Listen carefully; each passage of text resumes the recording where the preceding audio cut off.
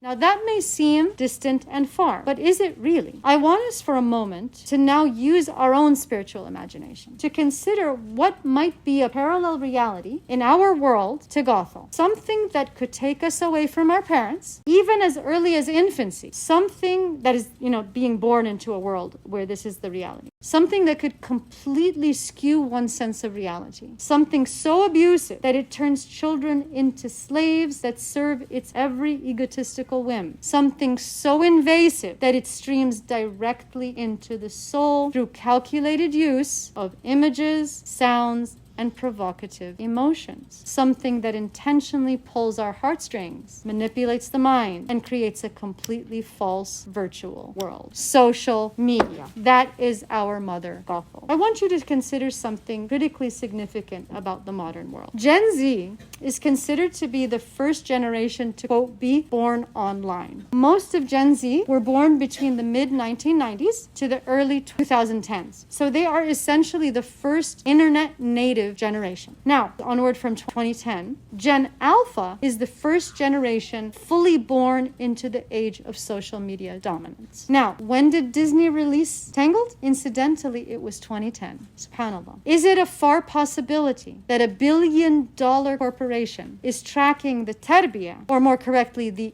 anti-Tarbiya of generations to carefully cater to their self-consuming traumas? Is it a far possibility that today, in 2025, 15 years later, that an algorithm even more accurately tracks our anti-Tarbiya and mirrors it right back to us to keep the soul captive? Are we really free, or are we trapped in a tower, just like Rapunzel, where our reality is being manipulated? That is Mother Gothel. That is social media.